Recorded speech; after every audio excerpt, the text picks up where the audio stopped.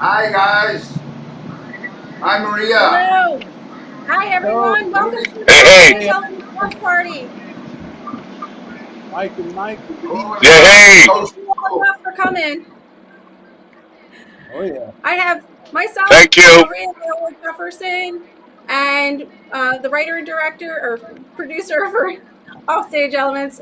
Here with us, we have Frank Lisi, the director for Offstage Elements, and we have a special guest star, Mike Starr, Hollywood actor, Mike Starr, who's been in plenty Hey, I'm of from New York. I'm not a Hollywood actor, New York actor. Hollywood, Stop New that. York originally. Jesus, blessed Uh, Christ. Say New York or Chicago. I'm not a Hollywood actor. Jesus. he's a New What are you Yorker. trying to sell Okay. something? I'm a For Christian myself, film. that's I'm for a Christian film actor.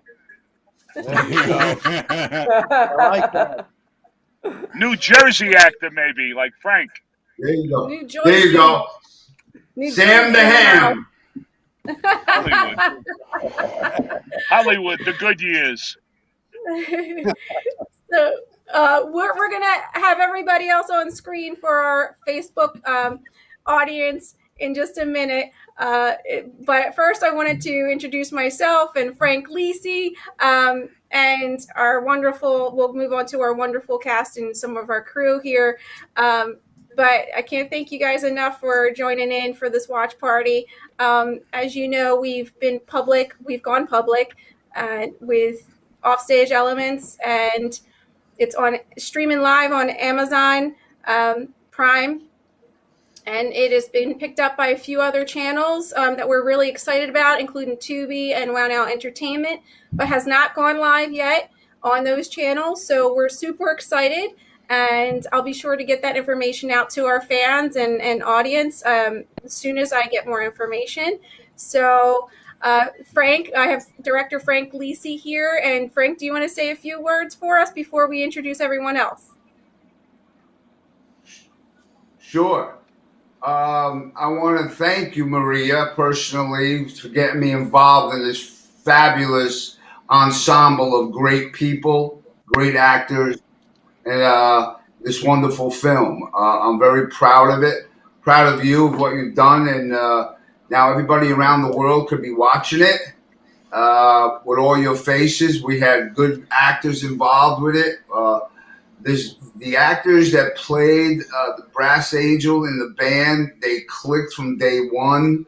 Um, Mike being the leader of the group, and Peter, uh, and then Drew and Crazy Pete Marty, and then Robert, and you know everybody came from so many different areas of the East Coast, from Pennsylvania and Long Island with Drew, and Jody was in Manhattan, and Mike was out in California, and you know Christopher Mann from Pittsburgh, and Tony Darrow from New Jersey, and but it was so much fun. I want to thank you for hiring me to direct these great ensemble of actors. You know. Thank you. Thank We you. got a lot. We got a few beautiful faces here with us. We do. From Pennsylvania, we have Peter Patrikios and Michael McFadden, our lead actors, with Drew Maniscalco out in Long Island, and Jody Litman from Manhattan, but I think she's in Pittsburgh at the moment. And the man involved with our music score, Chris Phillipps out in New Jersey, my home state. You know, Amen. it's a thrill to see Mike Starr again. I haven't seen Mike since we had lunch at Vincent's on Mulberry. I think it was right. It was a while back. Vinny Vella, the late Vinny Vella, Tony Darrow, and I had lunch with Mike. It was actually we weren't done with the production just yet. I think we were done with Mike's scenes and Tony's scenes. That was a great day. So give it up to someone. It's Mike, breaking say a up. few words. Mike, could Yes, you sir. hear me? Say a few words to everybody. Hello there. How did you like Good to see working you. at Sam Gallo? Oh wow. Sammy Gallo. What can we say? The one and only. No, it was great. You know what? I had fun every day on this, but except when we got Bob Bizik's brownies at Frightland, and I couldn't find my way out of Frightland, and it took me 4 hours to drive home on a 45-minute drive from Delaware to my house. But that was great until I got in the car, you know.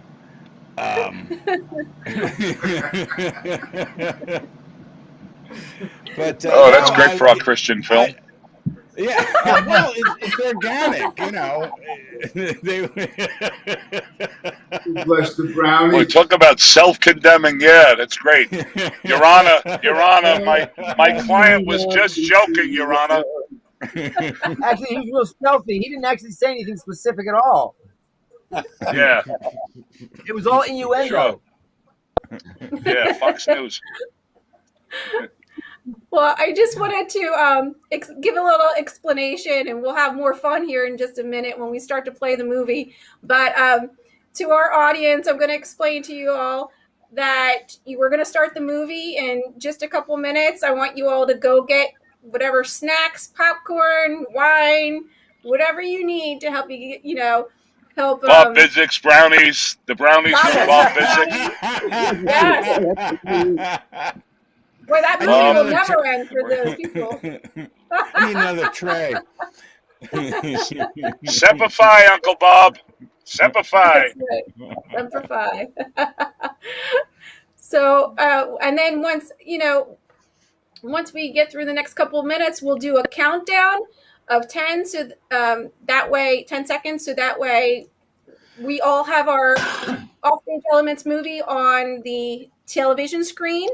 So to the audience, you're going to have the movie on the television screen or your iPad, and you just go to Amazon Prime Video and pull the movie Offstage Elements up on the Amazon Prime account, and we will get started with a countdown. So that way everybody starts the movie at the same time.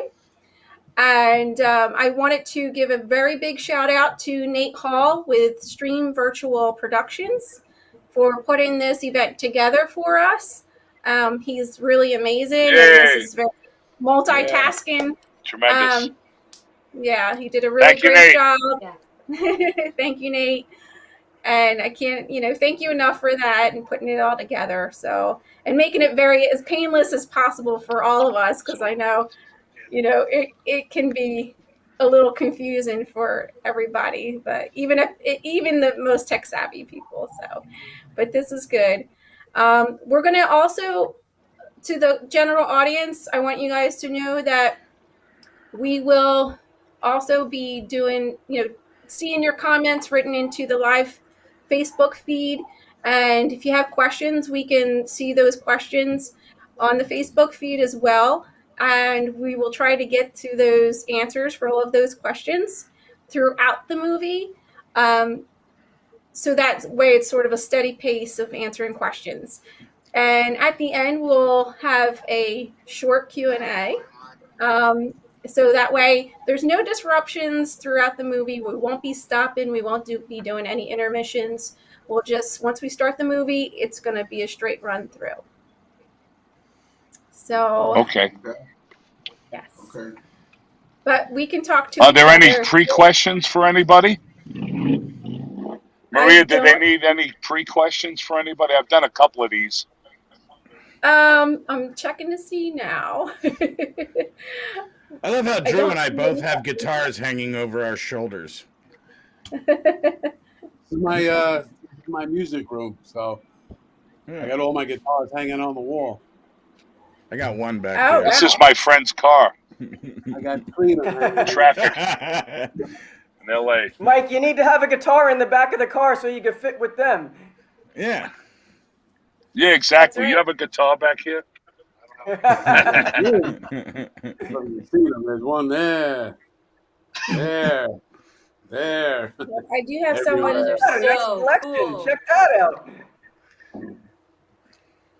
How many So yeah. there's a question about where the watch party link is. and it can be found on the Facebook page, on my Facebook page, personal Maria Viola Jefferson, and it can also be found on the Offstage Elements page.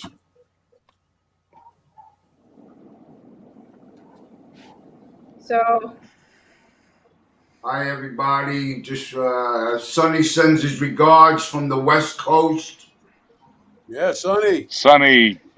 Yeah, I just saw his comment. He said, "I used to be handsome." I saw that. He went right to he opened my nose right up from the get-go. He wants to know where Uncle Bob is. where is Uncle Bob? Where Bob is that Bissick. man? Bob Bissick. He's looking at his fish and eating brownies. Brownie Bob. He's watching the Super Bowl and he thinks it's live. It's deja vu all over again. He's trying to get a bet down.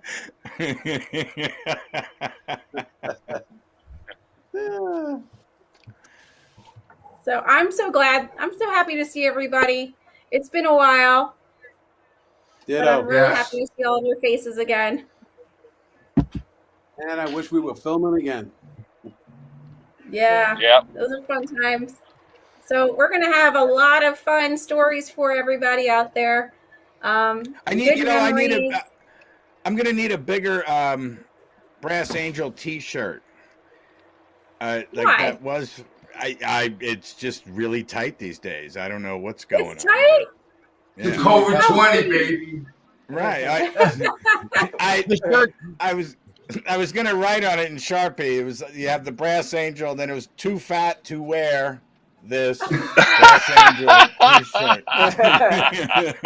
Oh my gosh. I needed You like still look the same. I need a Brass Angel moo moo. I'll get started on that.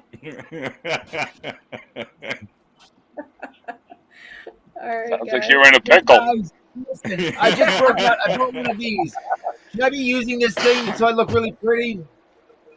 What It's is one it? of those. It's an A ring O-light. light. Oh. I don't know. Maybe Oh, I'll look yeah. really handsome. I don't know. have to You explain guys this talk later. amongst I wish yourselves while I get it this worked. ready. I just don't want Get to your pull O-light attention ready. from everybody. If I'm too handsome and it's distracting from the movie, you're gonna have to tell me. I don't want people Absolutely. stuck at home I'll be the staring first at me. one. You'll be the first to know, and I'll be the first to tell you. That I know. Who's got the TikTok lights? I mean, Words. we need some. We should get some TikTok lights. We should have had those, right? Yeah, look, All right, I mean, someone got me the little desktop one, and I got a little addicted to it when I saw myself. I kind of got stuck. I was staring. I was like, I'm like, you know, the pageant women when they like, or the beauty makeover ones where they do the reveal and they're like, oh my God, I'm beautiful. Oh, that's how I felt. Now I got the bigger one. So I could be even more. And look, it collapses into the Oh, thing. nice. See, that has its own carry too. That sure is Ooh, pretty. so pretty. Guys, I'm gonna be so pretty. We're gonna be jealous. Are we gonna be jelly? Yeah. You'll This be is jelly a great bellies. unwrapping party. We get to see Peter opening up of his O-light. Yeah, but I think I'm gonna break it because it doesn't seem to be opening. Did you steal that off of Oh, somebody? wait. Did you steal that off of someone's porch? What are you doing, man? You said you wouldn't say anything on the live feed. I mean, it's in a box. Last minute. Look, Like an Amazon pirate. That's the how you O-light? run the best 10 minutes. Peter I'm not Patrikios, porch stealing. I'm pirate. cleaning the neighborhood up. Those boxes that looks like junky on the patios. All I do is take them and move them somewhere for storage. I have the alliterative name, Peter Patrikios, porch pirate. We're going live soon. Seems like old times, man. I can't even open this darn thing. I'm gonna have to be 2 inches tall to use this. That would be Wait, perfect for Peter. me. Does the O light give you the big Oh O? man. I think that's supposed to go with one of those obnoxious selfie sticks. That's a good No, question, I Maria. have a selfie stick. Let's go with it. Why is it the O light? Because when you turn it on, you go, oh. Because it's supposed to reflect in your eye, like so you you get that round light in your iris instead of Oh, like I a used to do that Ah. in the 90s when I popped window Molly or box. ecstasy. Oh. I just Because thought it was certain- Irish. Yeah. Oh. It just did something. Yeah, how about that? All right, let's do We're that. running out of Let's get material. this movie started while Yeah, I Peter thought is the movie was continuing. going. I gave you my best stuff. No. I'll see you later. No, don't go anywhere. All I've right, done we're my gonna do the coffee countdown, now. everybody. So here we go. We're gonna count down to Mr. 10 Starr, seconds, do you remember and this everybody. show? I see Roll 'em. Maria. I see Drew.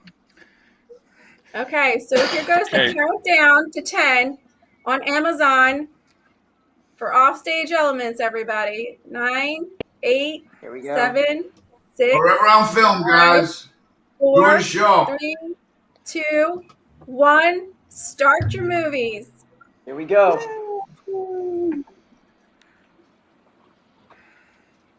Love that. Mwah.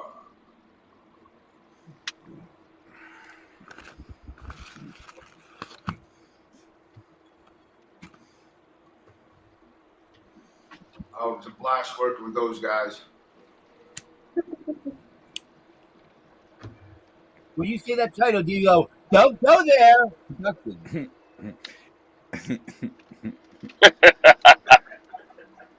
I love this opening. Very nice. It makes that whole Okay, Definitely give it rocks. a shot. I'm sorry. That's for sure. I've seen this 4 times. I get I forgot. an adrenaline rush every time this thing opens up. Love the way you did this for the magazine covers. Very nice. Very nice intro. Little history on the Mike, band. you might be stopping by. There's our arch nemesis, grazing shrapnel. Mitch. I was bad channeling boy, On the Frank Lisi. magazine. Do you remember, Frank? We wanted to do like a pre-story about Vic, Mike's character, and how he was, like, do some flashbacks, like a collage or montage of how he was before he turned Christian, and we never got a chance to film any of that. So this was sort of a way of incorporating those characteristics, telling the story in these magazine covers prior to the actual start of the movie. Here we go with some sardonica blasting. Yes.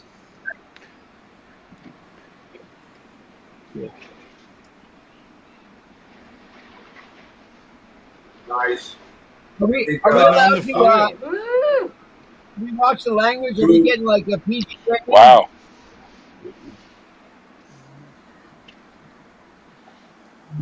Sonia. At the Barbie. You remember that day, guys? Sonia couldn't be with us tonight. She's in New Zealand living her life. Hashtag when your friend goes religious on you and you don't know it until you're in the public. I had no voice for a week after this. Hold on, I'm coming. Yeah, that was a crazy weekend of shooting. Why did it have to be testicular cancer, Maria? It could have been any kind of cancer. It could have. Well, what What did you you want want? it to be? Brain cancer? Yeah, what? I'd rather Finger have cancer, thumb cancer. My brother's Yeah. knocking on the door. Breast cancer. What do you want? Yeah, could have been like pancreatic rather than that. Ooh, God. Oh. Must be bowel my. cancer.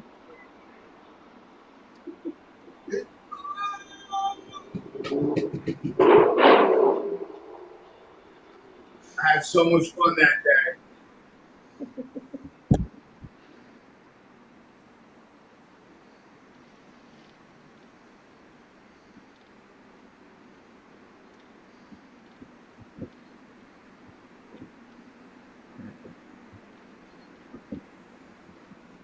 The extras were amazing. They were. actually Perfect reaction. kind.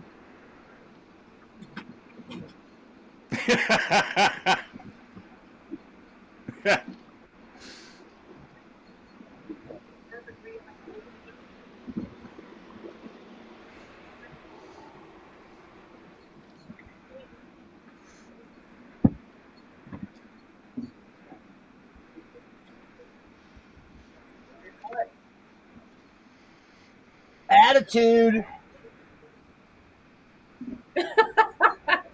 Such a We had a diva. lot of people at the Barbary that day. A lot of extras. They were great. They really They were wonderful. took directions well. The crowd. It was a lot of fun. You know, I made a couple of friends that I still talk to today on that day. Oh yeah, good. So those are the Yeah, Me ones. too. good people.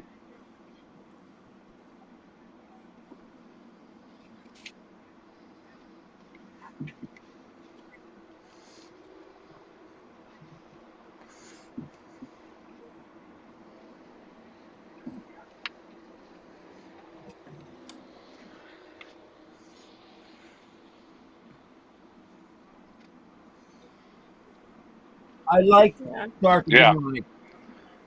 Look. Oh, so is it We good to shot talk this about what was at the happening Barbary on in that day? Philadelphia. Steve, Peter, you look like you're on Alien. You look like what? It's Like too bright. I'm watching Aliens. I'm waiting for Sigourney Weaver to come out of the background. You mean one of these things?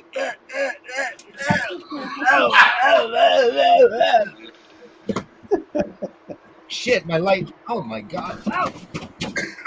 Oh. What happened to your All right. O? That was a I good look just for you, Peter. I think I pulled everything down. Yeah, who did Peter's makeup job? That's really good. Sonia.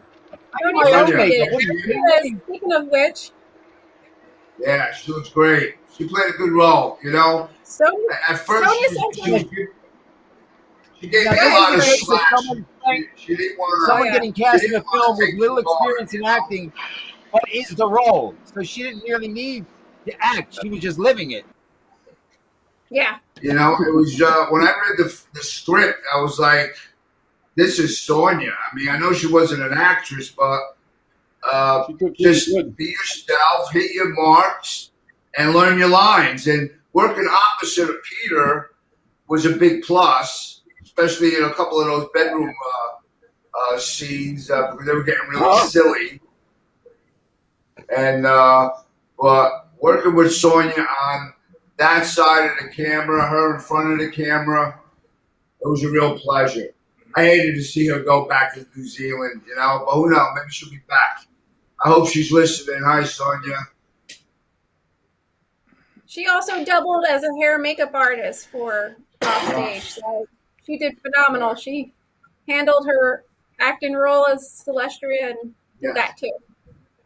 Yeah. That's the first time I've She's ever got seen really someone have to do silly their own makeup, to cast the makeup, and then Celestial. go to set. Yep. When you cast Did someone excellent like job. that, did you audition her or did you just cast her? Were you nervous at all? She was really nervous. No, she we- didn't audition.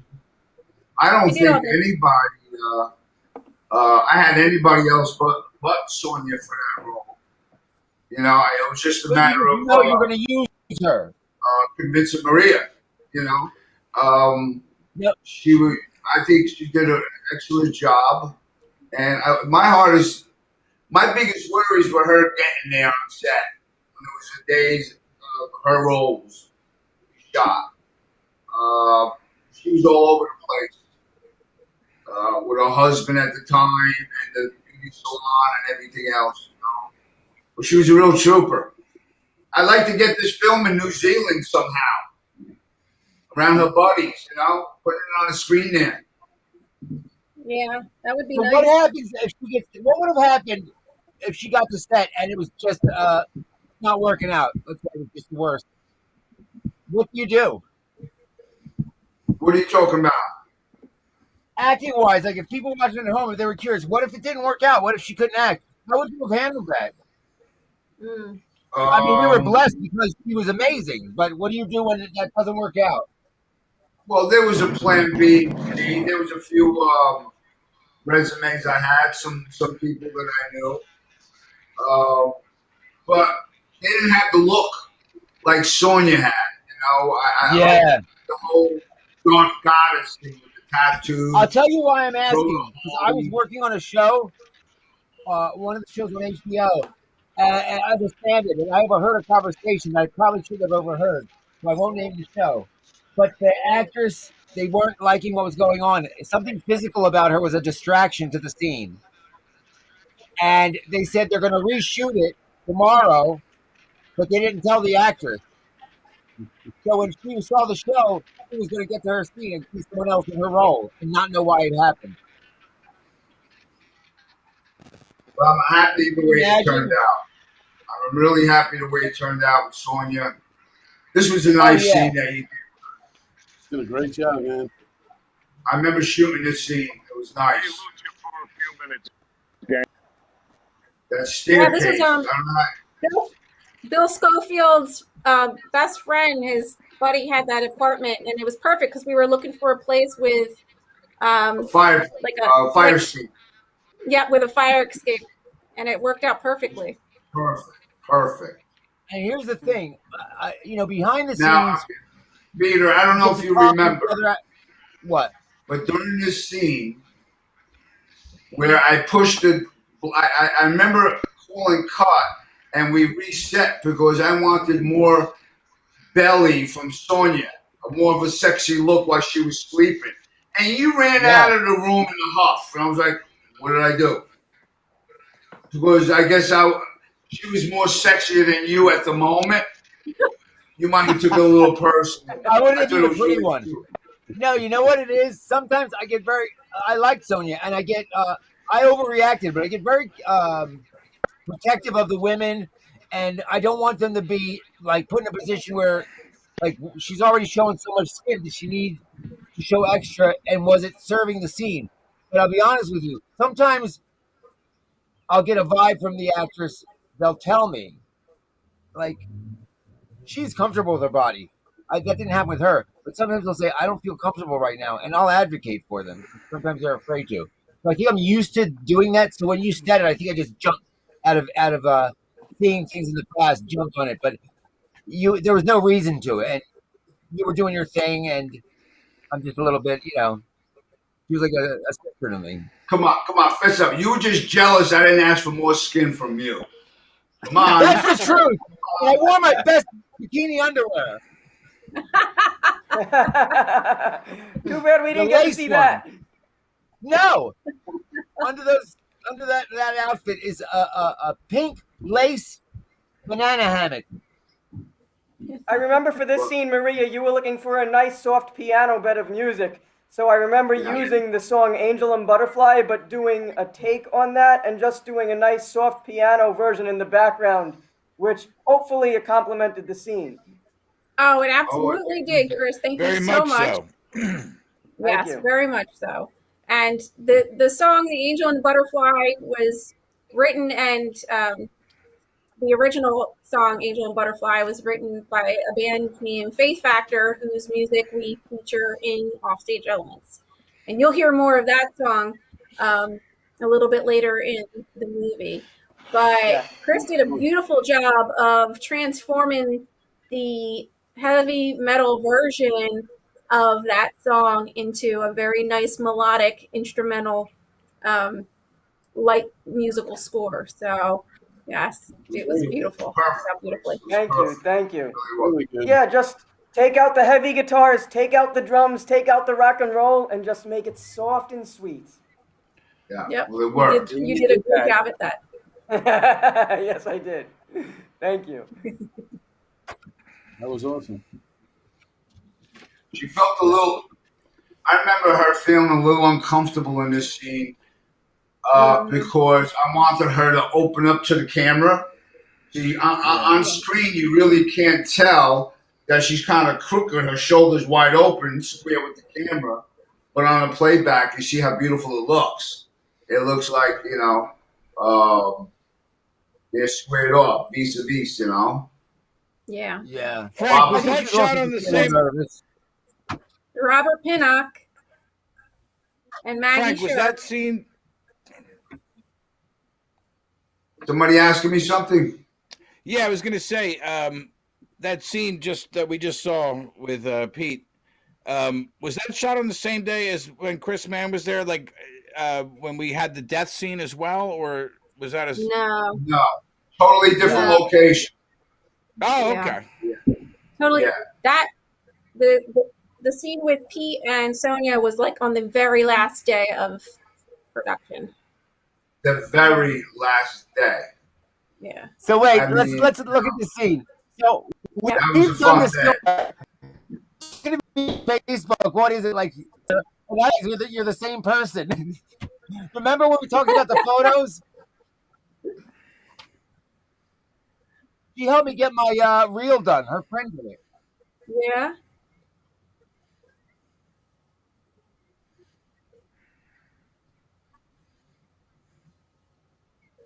You know, the ironic thing about this scene with Robert Pinnock is he really did lose all that weight. Didn't he lose like 30 or 40 pounds after the movie was Right? over? Yeah. Yeah. I remember We him saw at the, him. Yeah, he did. I didn't even He recognize him. showed up at the private premiere, and we were like, "Who is that person?" Come over to give me a Yeah, hug. right? He's like, When he showed up at the premiere, all slim, he was still in character. Yeah. He lost all that weight, but he looked Yeah. good. I haven't seen him since. Look great. Yeah. Me neither. Oh my God! You wrote her to say the nastiest things to him. Like, I know that the audience members sitting next to me were like, "Whoa." She's signing him up for like surgery. I'm like, man. Oh, there's my little one. Well, she's not so Yeah. little anymore. How old is she She's there? gonna be 10 soon. She's gonna be 10 soon. In June. She's making cameos in all these different things. Offstage Elements, Mark's Place. She's Mark's Place. looking to be a superstar pretty soon. And you never She know. is a superstar. The world hasn't caught on yet. I think we lost Mike. There you go. There's Vic Olkowski. And there's Creepy Pete. Creepy Yeah, Pete this is was Marty Chris Bonus. This was fun. We shot this in a house. It was the same day as we shot the diner scene. And Yes. we shot this at the house. It was my manager's cousin. I think it was in Pennsville, New Jersey. And the dog. We had the real dog who wasn't doing all that much barking. And then when we cut the scene, the dog barked his head off. So we were, thank God for Because they never work sound with effects. animals or with babies.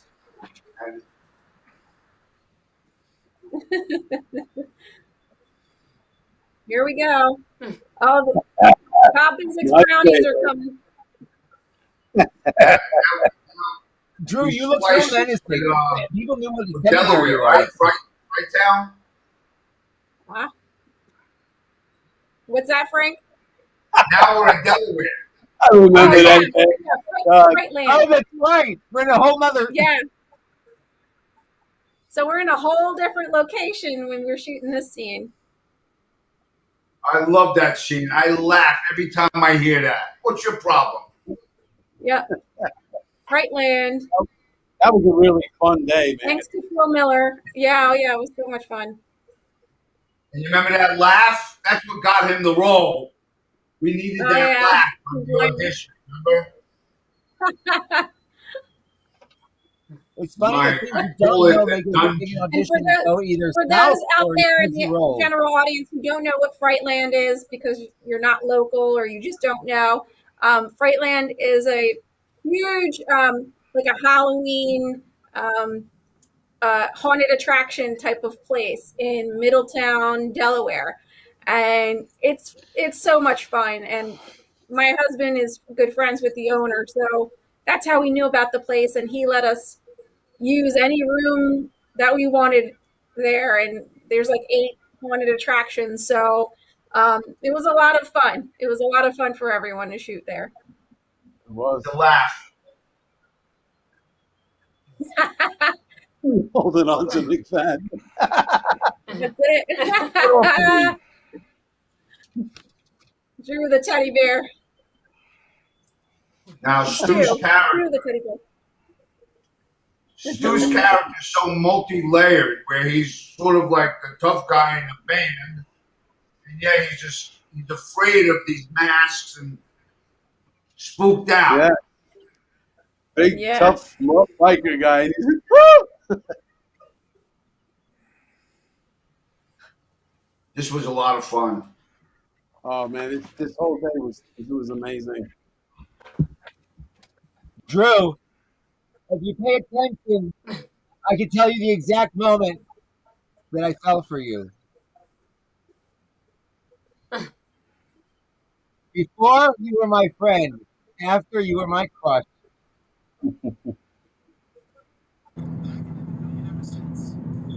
Oh, my headset. I'm sorry. That stuff is already there, set up for Halloween, right? That's a working fight house, right? Yes.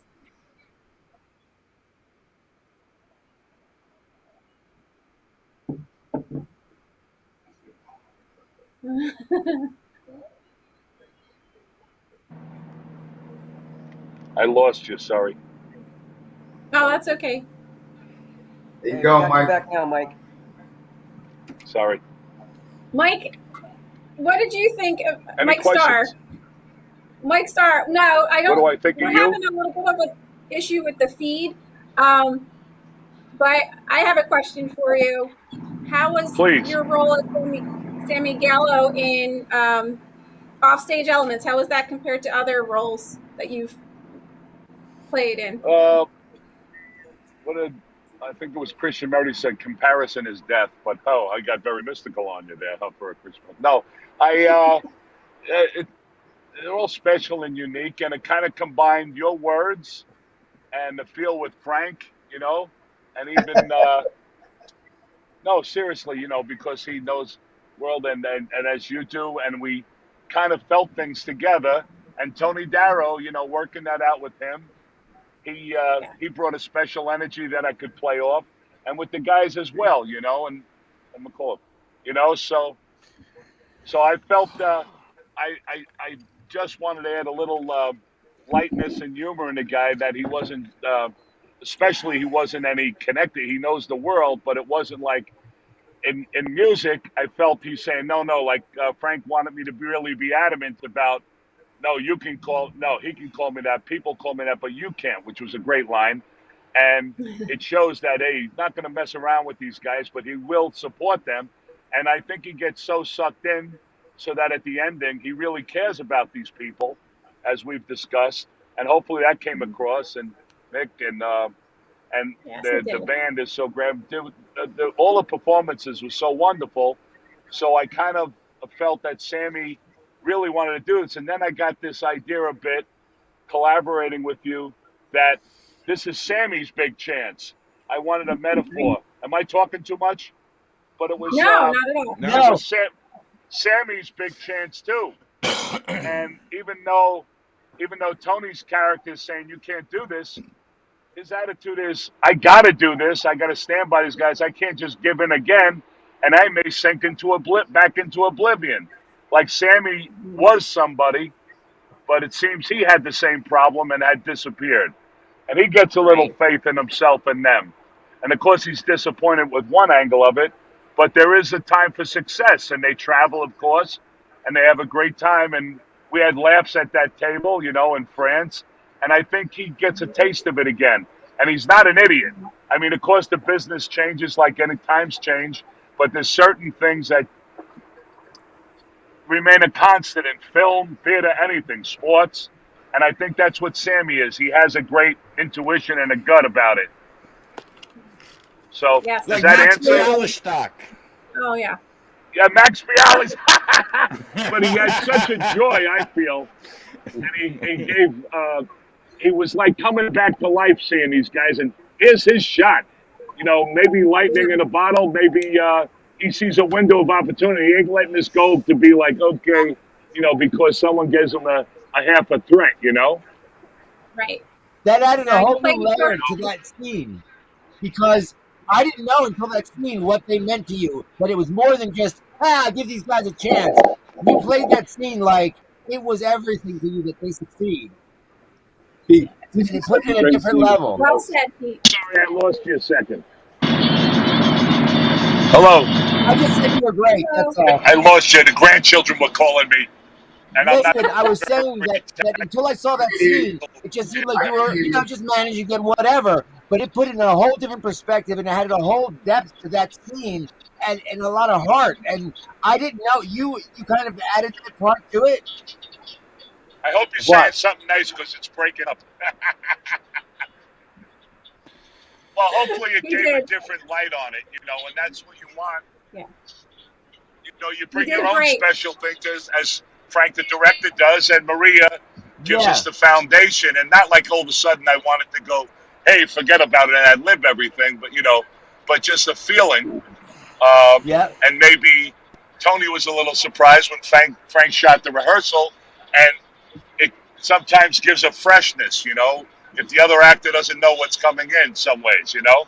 So, and he did great. Tony, and then Tony came back with like more. And I think it was, and the heart and the spirit of the film is so sweet.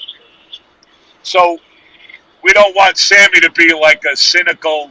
I mean, I feel he wasn't a cynical guy. In fact, that phone call we had, you know, we had some light stuff when Bob was in there and everything. We filmed it, and I mean, it's a you know a small role, a relatively small role, but hopefully it adds a little spice and fixes up the jigsaw puzzle, as it were. I'm really getting very mystical, but we shot until like 9 in the morning. So I'm like, yeah, man, where are we, man? I'm flashing back to 1968. No, and I said, oh God, I got to go on this. But yeah, that's all I can say. I've talked too much, but yeah, I feel everyone brings their own, as everyone else in it does. So you bring a special feel to it, you know. And then we played around and had lived in the French scene. We had so many laughs, you know. That was so fun. That And was such a everyone fun day. so. I This think is to Michael. do that, but always being approved by the writer and director, you know. Yes. Oh, you were wonderful. Thank you so much for being a part of it. I appreciate it. Well, thank you for having me. And how about this audience coming? This is awesome. And the Yeah. crowd. I'm ready to do Love part it. 2. I'm ready for part 2. Amen. Let's As I make it remember, happen. Sammy lives, right? Yeah, Sammy lives. So Is that you typical rubbing that actor, in your right? face with my guy? I did I 11 have a question. I have a question also about what inspired me to write offstage elements. So Oh, great. the inspiration. That's important. Yes, it is. The inspiration came from my husband's former band. They were called Faith Factor, and they were labeled as a Christian heavy metal band. But Wow. that's where the inspiration came from, and they had a lot of local success, but they never had the success that Brass Angel has in the movie. So it's about 25% truth about the Faith Factor band. They've been broken up for more than 10 years now. But we do use 4 of their songs in the movie here. And I'm glad to bring their music back to life. And I would say the other 75 to 80% is all fictional that I just added for, to the write-in and for entertainment. So, Hey, Maria, maybe if they had Uncle Bob's guidance, you know, they would have gone past Jersey. You know what Uncle Bob's guy? Maybe. His nutritional help. Maybe they would have found different. No, I'm just kidding, everybody. Don't do this at home. You stay in school, kids. No jaywalking either. We shot this scene at a local South Jersey rock band rehearsal studio called Rockstar Studios. Yeah. You really believe they're a great group, and this man is so great with his singing, my buddy. Yeah. Yep. Mike Like a real McFadden rock did a great star. job with the lip syncing. And everybody else, with the exception of Peter Patrikios, played their own instruments. Thanks a lot, Drew Maria. us to. Maria, how you got to tell them the scene's coming up later. The guy who had to double for me for the his hands were twice as big as mine. He had this huge like meat mittens, and it did not show. He couldn't wear my rings. You My never hands are so disappoint. tiny. I know his hands were huge, but the rest of his body Like was the similar Seinfeld to one yours. with man hands. Like man hands. Yeah, well, yeah.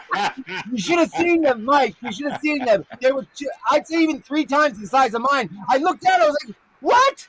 There's no way my rings will fit on you." And plus, the guitar looks like a kid's guitar in your hands. We can't do that. The double. Oh man. It worked You out. got a ukulele. Why don't you get a ukulele and then the hands would have looked bigger? All right, they're not that small. We'll do that for part 2, Mike. All right, sounds good. Sammy's going to come back and Sammy Gallo sings Sinatra. Hey, give me that mic. Give me that mic. Hey, you guys. How you feel tonight? Boy, man, You'll Cap- do we the captured heavy the metal glory version of days. Frank Sinatra. Now, this scene here was a lot of fun to shoot because There we go. this was a lot of improv. And when we did the rehearsal, it was so hysterical. I don't know if you remember, Maria. The rehearsal was so hysterical, and I kept telling Peter and Drew, just go with it. Use that. We got me by the bulls and all that stuff. It was hilarious. We had a lot of fun with you, Pete, doing this. Right? Yes, we You did. guys are hilarious in this one. We did. The scene was And you know what? hilarious. Great. No, I'm glad you just let it go. This is one of my But- favorite scenes in the whole movie. he was getting so mad. Oh, Mike had to go. I like the facial expressions here. Yeah. I think all 3 of us look like good friends here because it just had a very natural vibe. I mean, McFadden being the real serious leader of the band. I mean, Because he I'm sells friends with the him. whole I knew how to thing. push his button. And Peter and Drew, stoned high, like we don't give a fuck what you think. It's such a perfect conflict between the 3 of them right here. I love it. And the conflict is what makes it so my hilarious. That's favorite what I scenes. really like about that. One of my favorite scenes, man. And this, remember, Frank, how long we shot it, though? I mean, this is what made it to the cut, but we were going on Peter, and I on love and what on. you're doing there. Yeah. Peter, I love that. How you're doing this and the signing of the cross, but in like a very sarcastic manner. I thought that was Yeah. perfect. Yeah. Because we got all serious on us. I'm the manager. I'm like, oh my God. I'm the lead. Oh, please. That's what I would do to my brother. I would belittle it. And I love the way they ended this when they Yeah, but cheers we the really ball. do care. We You do know, care. We weren't going to let him know. Nate and Corey, they ended it with that. I loved it. It was really funny. When I was watching the rushes on this, we had the special channel set up. When I first seen this, I thought it was the rehearsal.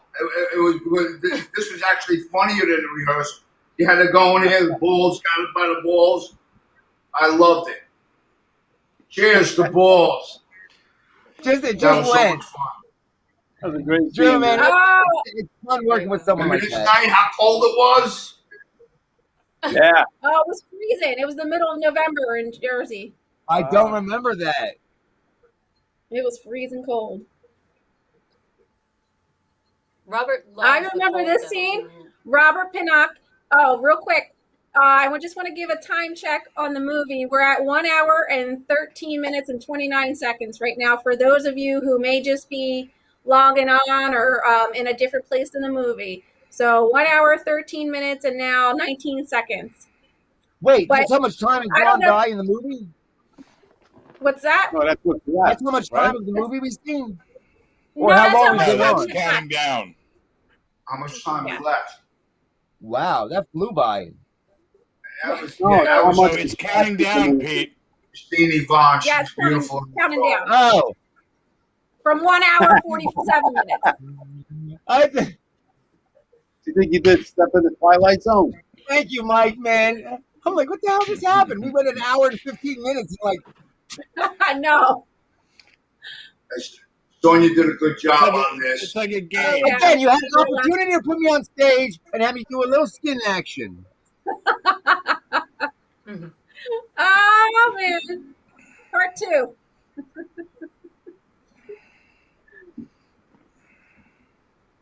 I remember Sonia hated wearing heels so badly. You would think that she would be a pro at it, but she hated wearing heels. My brother gets so mad at me in scenes like this. He'll be like, man, like, you're gay. You get to hit. I'm like, oh, man, just chill, dude. So, Pete, what? He's like, you don't know how lucky you are? Is that the whole point? Yeah, like, you know, I can appreciate the female form. I don't have to be straight. That's a juicy Come on, kiss you right know? there, Peter. Yeah. Because You you in really a got scene all with a up in girl here. is a waste. It's like tits on a You knife. look like you're melting in that one. I love it. Oh, this was shot in Cape May in the villas. It was so hot that day. Yeah. It was so hot. All the way down in Cape May, right? Cape May, New Jersey. Yeah. Yep, Cape May. On the way to Cape May, I fell almost in didn't shoot love that with scene. you. Christina Ponte, you remember she had a And flat tire that morning and she some almost of didn't the- make it. Yes.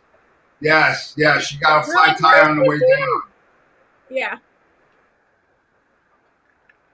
Yeah. Christina, she played Nicolette right there, who you see Robert Pinnock's love interest. He's kind of got a little bit of a crush on her.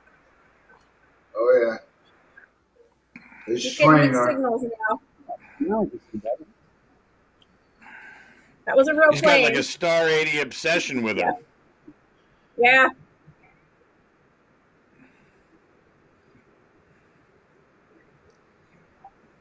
Oh, there's Brian Anthony Wilson. Yeah, Brian's such a fabulous actor. He's so Hello, versatile. love. Kenneth McGregor.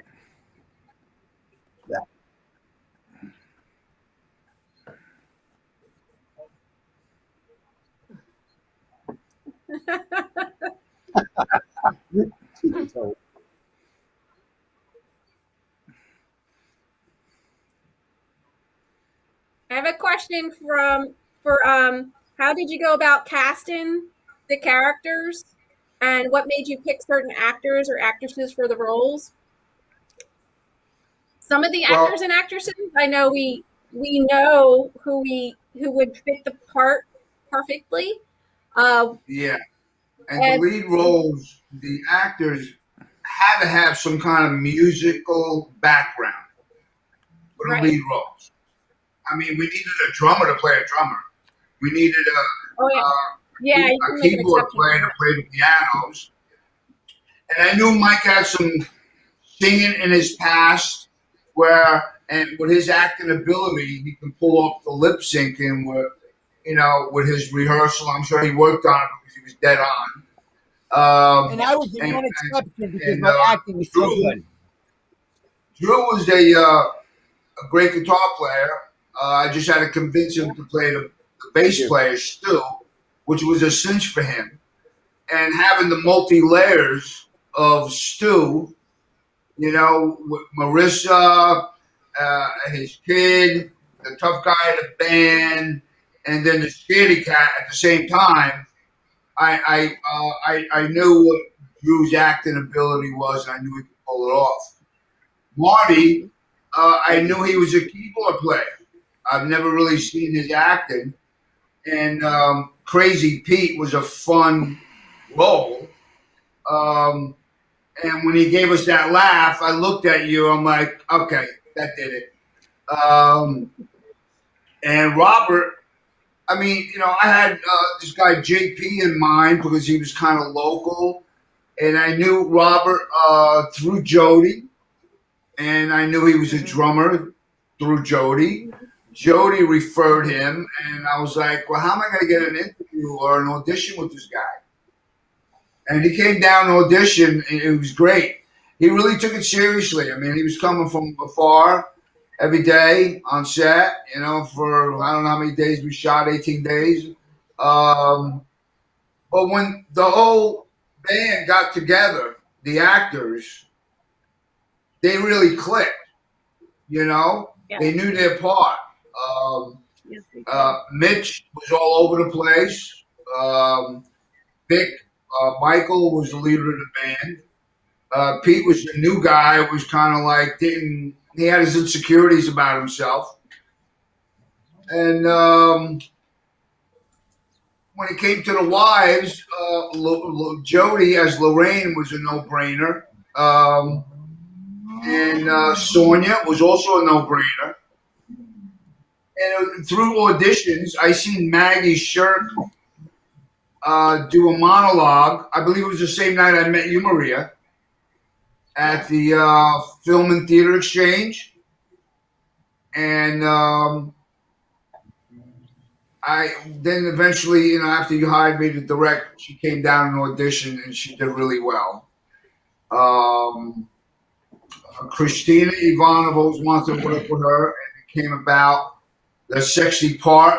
You know, I needed somebody really sexy to train her, and I knew she did some cheerleading and some martial arts. She had the body and the acting ability, so Christina was a no-brainer for that part too. You know, and you know the band manager, Sammy Gallo. We had a couple of names going there. You know, Mike Starr was on the top of the list. We were trying to get in touch with a couple of other actors. And also Ozzy, Brian Wilson, where I was looking for, I seen an African-American, British, gay actor in that role when I read the part. And Brian gave me all of that, you know.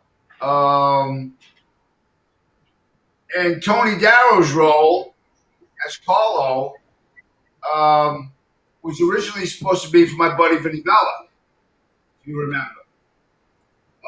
Vinny was ill at the time, and Tony did a great job as Paulo. We had a blast with Tony. You know. Yes, we did. It was a lot of fun. It was a lot of fun, the auditions, because it was a couple of days, I believe. A couple of nights we did it. And then I remember the night we went to dinner at Kitchen Consigliere, I believe the name of the place was.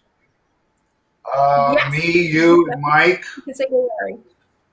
You know, Dan pulls up in a Cadillac. I thought he stole it, he rented it, or whatever it was. It was a lot of fun that night.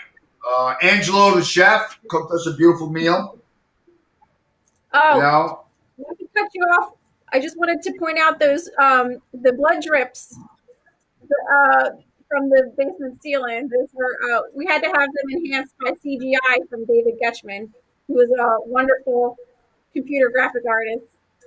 Sorry, I didn't want to cut you off there, Frank, because I saw the blood dripping down.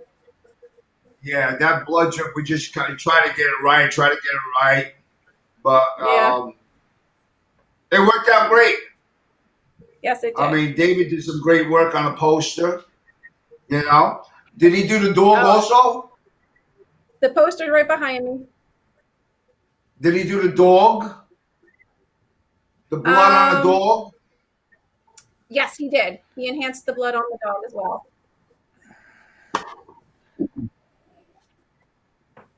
Now, Chris, this is a beautiful melody too. This is yours, right? Thank you. Yes. Yes. Appreciate it.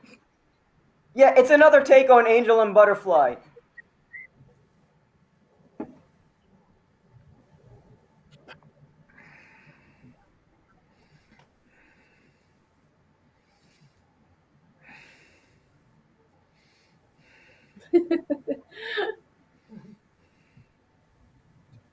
Uh-oh. What's he gonna say? He's got gonorrhea. Hmm?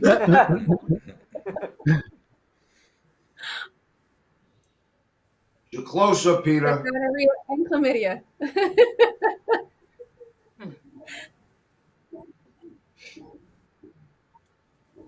There's a little boy. Oh no, not in this scene. I'll mention it later on.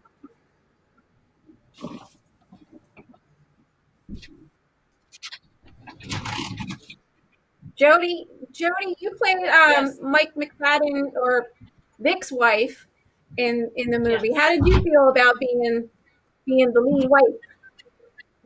It was really, really fun. This group was so much fun. They're so loving. They're so funny. It was, we were laughing most of the time and crying because I was in the sad scenes as well that I don't want to give away, but yeah, so we laughed, we cried, we had a great time. The food was great on the set. We were amazing. That was amazing. We had so much food, and those veggie burgers. Burger, pasta, chicken. It was the most incredible movie set that I've ever been on. With the food, but it was so professional. It was a dream working on set with all of you and everybody on the set. Likewise. You know, that's an opportunity to point something out because you're right. This set was amazing. And here's the thing. I've been in the business for like 25 years, let's say. I don't know when it crossed over to be more professional, but a long time. Frank Lisi took this script. So first off, for Maria, it's her first script ever that she wrote. And she did all the right stuff. She got connected with Frank. And Frank takes the script, and he's not only directing it, you guys, he's producing on the other side of it, making connections to who's going to give us this and who's going to give us that. Because to make a feature-length film on a shoestring budget is very hard. This is not the first time Frank has done it. And I didn't want to forget to mention this, that if he knew how that the business works, it was a miracle what Frank did to get this film not only made, but made well enough that it's won awards and festivals. So that speaks to Frank's. No, I mean, of course, we're great actors. Of course, Peter Patrikios was in it, so it was going to have some legs. But Frank did amazing stuff. Thank you, Peter. I agree. You can't say enough about how professional Frank is and amazing, and how he whips things together like a magician. And Maria, I cannot believe this is your first movie script and how you had everything together. It was how amazing. He could pull something out of you where another director would be like, just do something different. Blah, blah, blah, blah. Yeah. We come over, like the time you and so you did this, or just the way he did those little things made all the difference in the world. Yeah. That was great, Frank. And how Frank can get you into character within 2 seconds. He said one thing to you and you're in character. Like at the hospital, I forgot what I said. At the hospital. But I needed you to repeat. And I didn't want no Visine. I want the real tears. I wanted the veins. I wanted everything. and I came behind you. And I whispered something in your ear, and in 3 seconds we were rolling. And and I said, "Think Yeah, up. I, Always look I, at what you're thinking." And the tears just kept on coming. Yeah, Yeah, you did the I said, same I'll thing I don't do the to same. know what I said. Did you run over a dog? Pretend you ran over your dog? I don't know what I said. But it's got to be something to get you. Real tears. It was, yeah, 10, you know? Where's my cue? yeah. You did the same thing to me when we did the funeral thing, remember? And Yeah. it Yeah. seemed like it was an hour of you gotta cry. Yeah, keep doing it. I'm all dry. No, Yeah. but you got it. Mike McFadden. Wait, did he step away? But he I was going to ask Mike disappeared. McFadden. Yeah, I was going to ask him a question. This was shot at my house, the dining room table. Yeah. Yes. Does You did anybody a remember fabulous the job, Maria. Finding thank you. locations. I don't. You got a Thank- knack for it. I've worked on a half a dozen films with the production, and I never seen anybody find perfect locations like you. Definitely you. Yeah. How did you find all those locations? scout. I mean, you got. I have to give all the thanks to my friends that had all the connections. Like I said, Frightland was my husband's childhood friend. They grew up together. They went to high school together. So, with Phil Miller, the owner, and I just have got really lucky with having a lot of great connections and friends that trusted me, trusted us to make movies at their houses and their, on their properties and stuff like that. So very grateful for that. The Towers in Pennsylvania, Oh yeah, where we the shot Winco Mike Towers. Starr's, the French Paris Cafe. I believe you had the screening party there too. Yep, the premiere. Yeah. We shot Tony Darrow scene, the pool hall with Valerie Bauer at the time. Now she's McFarlane. She's a mommy now. I can't wait to use her daughter in my next film. And even working with Renee, I met Renee at those theater exchanges in Philadelphia we used to go to once a month. And she was always hosting and happy and had that energy. And we clicked right away, that positive energy. And like 3 years before I even met you, or maybe it was less than 3 years, she said, "We're going to work together one day. One day we're going to work together."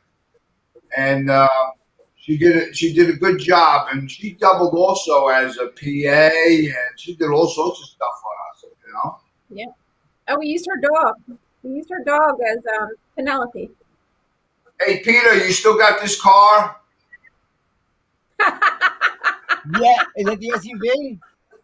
Is that the one you're going to slam the door to open it? No. And a That weird so start. loud.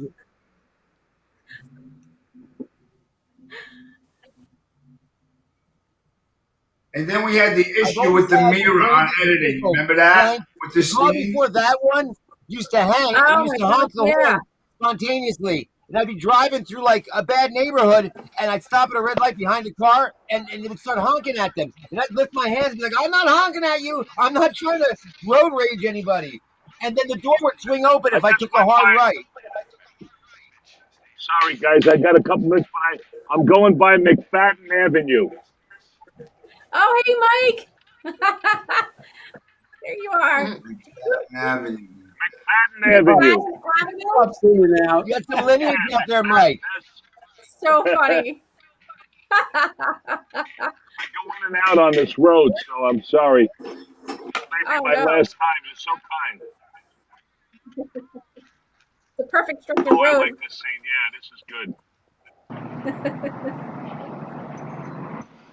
Now I auditioned for this role, Remember? Yes, you did. I heard. Yeah, I did Yep. not feel I was connected to it at all. No. I said, you are Nick. I heard you You wanted are to do Nick. it with the French accent, though. Yes, oui, oui. Oui, oui. But my French accent comes out Scottish for some reason. With the I talk beret. like Vinnie Barbarino whenever I try and do a French accent.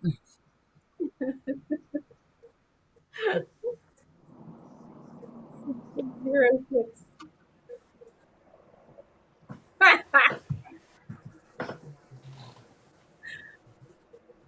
don't know if Marty's on the Facebook feed. He did great. He did a great job as Creepy Pete. Excellent, really. Yeah. Mhm. Yeah. He's a great pianist too. Yeah. All the guys in the band learned how to play their instruments, Excellent. play all the songs in their instruments. Yeah, it's great.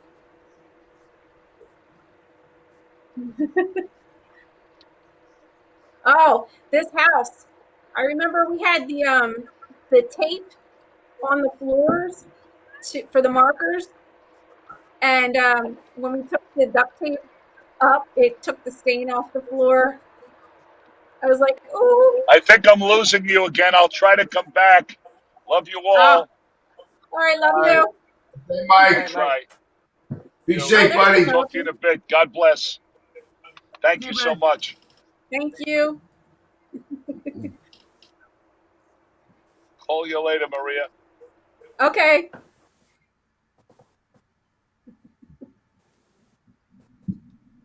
I'll be right back.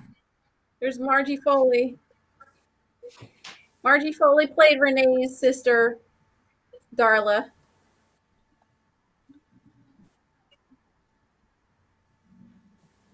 Renee, for those who know Renee, she played Stu's girlfriend. Mhm. Oh gosh, I forget what her name was.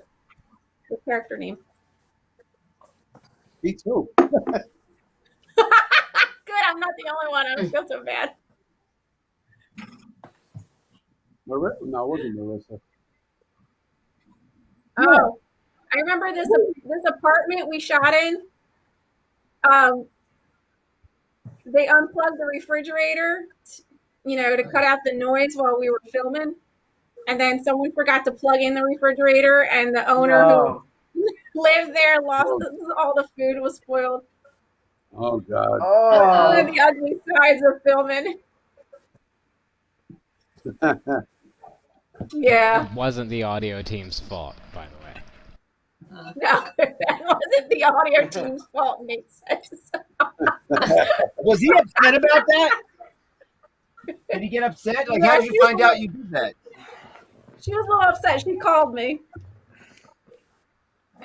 So I offered her, some money. Luckily, she was by herself. She didn't have like a family or kids living with her. So she said it wasn't that much food, but I mean, still, it's, So she still had to do another shopping trip. Yeah. See, these are the unexpected costs that creep into a movie budget that you don't expect, but they're in there, and they could kill your budget sometimes. Yeah. So Mike McFadden, I was looking for you. I just walked, and I didn't hang my sign up. Oh, you got it up now. I'm back. Well, I'm back. Okay, did you go get some brownies?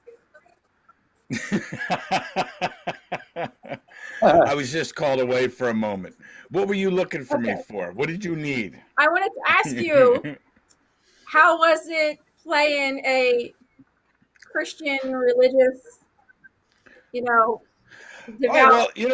character? I sang in bands from the 80s through the mid 90s, and it's all the same. I mean, I loved the energy of doing that. And that first day of shooting, when we were, what was the name of the place down at the across the street from the Barbary? Yes, that was just incredible. Like that was probably the most fun I've ever had shooting anything.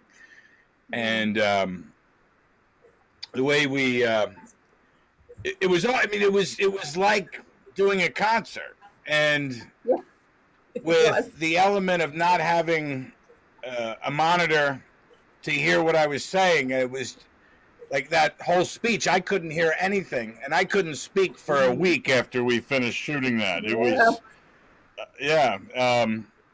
but you got that real energy from that. We had the live audience there, and you got that the same adrenaline that you would have singing in a band, and the genre of the rock music didn't really have any bearing on it as far as I was concerned. I thought it was an interesting, because it's completely opposite of what I am. I mean, I'm not religious in any way, but which made it which made playing that a lot more interesting. You know, it's not just playing yourself. You actually have to be something that you are not. So I thought it was incredible. Yeah. You did a great job. that's Excellent job playing Vic. Thank you. Oh, thanks. Vic with a K. Vic with a K. Yeah, one of the most emotional scenes. I love doing this scene. This was great. When Mike and Karen Giordano were doing the acoustic version, so to speak, in the church. Yeah. On the playback, when I seen that for the first time, blew me away. I got emotional. I got all choked up. It was really dead on, beautiful, you know. And I believe Maria, your vocals was on that track. Yes. Yeah. Yes. We had fun. That was super fun. And you know what, Maria, I have to say, you know what? I totally screwed you with that shirt, because you told me I didn't have the same shirt. And I insisted. I was like, no. It was that black one. And it was like this. It was a completely different shirt. And I insisted that I was right. And you were right. And I'm very sorry. I think I hope you were able to color correct that. So. We did good, yeah. Here we are. Here's that scene. Here's that scene. I really loved this scene, the way the two of you acted out this scene together. Yeah. There's it really got to me. There was two or three very emotional scenes, and this was one of them. Well, I realized when I arrived, and Nate, who's probably listening, and Corey, they were outside, and I realized I had completely missed one of the, there was a scene that we shot this day. It might have been the dialogue for this with these guys. Right. And I had no idea that we were shooting that. And I had read it once, but I was standing outside just sweating, just trying to get off book for it, because I didn't know I'd missed it. Because you were shooting like 13 pages a day, Frank, which is insane. So I couldn't even keep track of what was going on. I'm like on the phone with him. I'm like, how are we going to do this? Oh, no, we'll just do it. Well, thanks, Frank. You guys pulled it off because you're pros. No, I always pulled it off, but it was just like, I'm always sweating that many, it's just 7 straight pages of dialogue. You'll be fine. Yeah. Now this actor here, Steve, is the original lead singer for Faith Factor, person you've been lip syncing throughout the whole film, and he made a good pastor, I tell you that. And our casting agent Ross Fulton threw her a line in there, amen. I remember shooting this. I love this woman. What's her name? Karen Giordano. She's totally believable. Married to Mark Borkowski.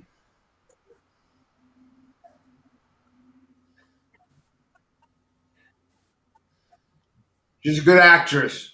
She's a personal acting coach for Mariah Carey. She works for Lee Daniels a lot on his sets. And her boyfriend, Mark Borkowski, is a fabulous actor also.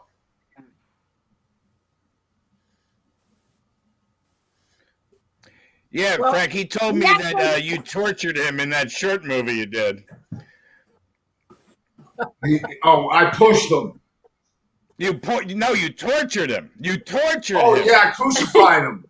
I'm Literally quoting to the him. cross. I ran into him at an audition. He's like, "Oh my God, that Frankie tortured me on that movie." Look, here's that wrong color shirt I wore. I mixed this up somehow. I Why said, is "No, it the that wrong was color?" black."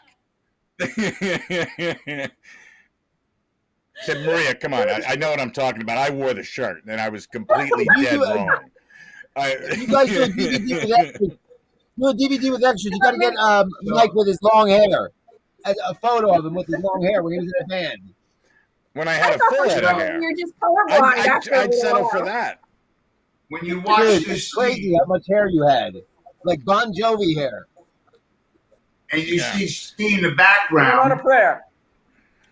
watching Michael sing his song, it's quite something to see. So this song is the acoustic version of Faith Factor's "Angel and the Butterfly." This See acoustic Ski in the version background. yes, Chris Maniscalco, the original guitar player for Faith Factor's in the background, and Ski, Norman Kirsnowski, is behind him. He was the singer for Faith Factor. But this song, "Angel and Butterfly," was a heavy metal or rock ballad. It was not an acoustic version, so Ski and I discussed it, and we, for the purposes of the movie, and Frank had brought this idea up to make an acoustic version to show the progression from the acoustic version or the birth of the song in the movie, and then have it progress into a hard rock version of a heavy metal ballad. So it worked out phenomenally, and Ski worked with me, and we went into the studio. Chris Maniscalco rewrote the song to make it fit as an acoustic version. Really broke it all down, and it worked out beautifully, and you see the end result here in the scene. Even the end of this song, we had someone show Karen the last few notes on a piano. She right there. Yeah. She practiced that during break, and we kept it. Worked out real nice. Mm-hmm. Looks nice. Does she actually play piano, or you just showed her those few notes? No. Those two notes. Everybody went out and had a cigarette, a sandwich, and she was like for a half hour, same two notes, and we kept it in.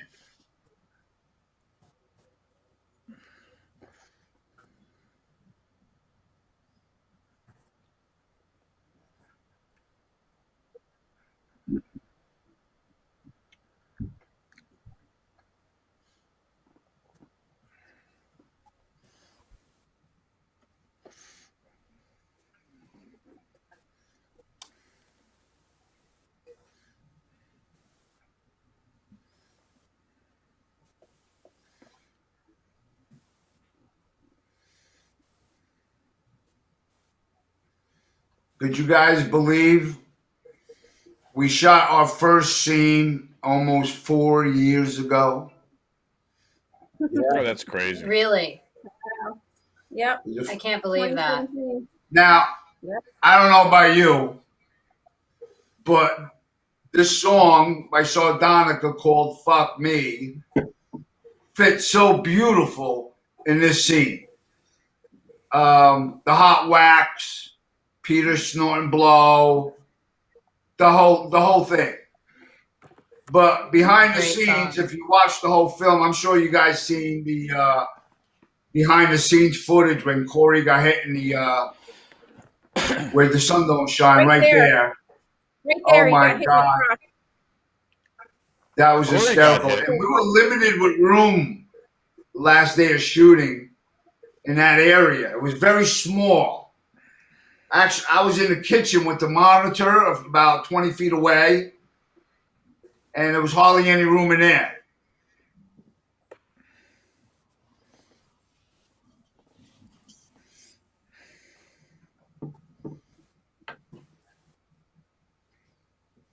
Very sexy scene. I love the Wait. music, Definitely. What were the pills that I color was direction, feeding Peter? everything. what were the pills that I was feeding Peter and Sonia and Peter? They were so crunchy that it was taking Peter forever to chew them up and swallow them. I think they were like Tums or something. I can't remember. They were Tic Tacs. Whatever I they can't were. remember. Like, Susan Oh, Moses. Susan Moses, here she is. Oh, there's Moses. Susan Moses. Hysterical. The senile grandma.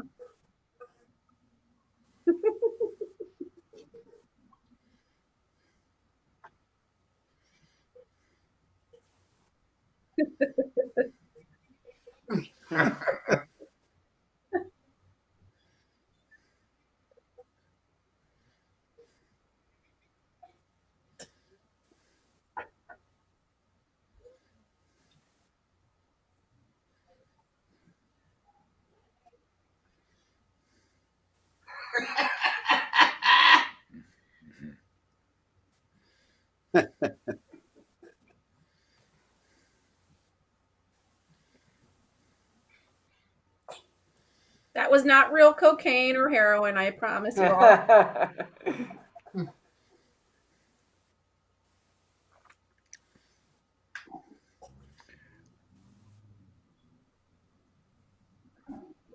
Is Jody looking very sexy? Hey.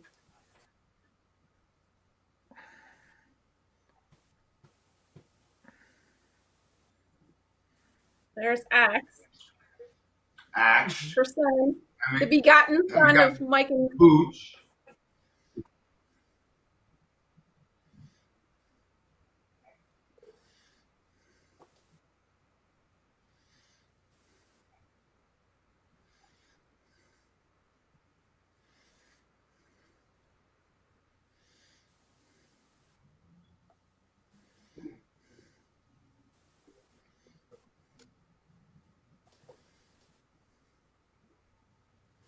yeah.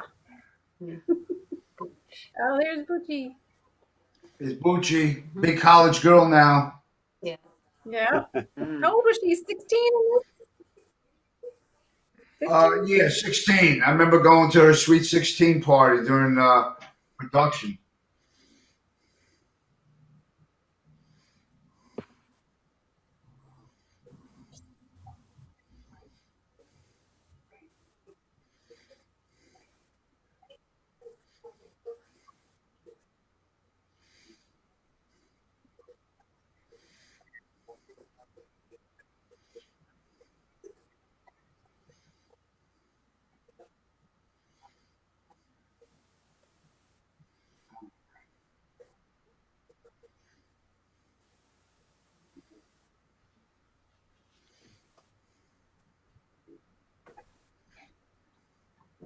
Oh, Jody can't resist. She can't resist the debonair charm of Mike McFadden. Victor The hot stuff. I don't know, Joe. What is it? It's almost in all the films, and you've been in all of my films. You're always wearing a nightgown or lingerie or something, Minnie. Oh, here we go. This is the scene. No nightgown. Frank, isn't that your decision? No nightgowns. Where's the nightgown in Frank's this? decision. No nightgown in this one. I tried to No, get you her to look like wear a you're really nightgown in crying this there. scene. She really is. Yeah. And there's Maria on screen. Oh, there I am.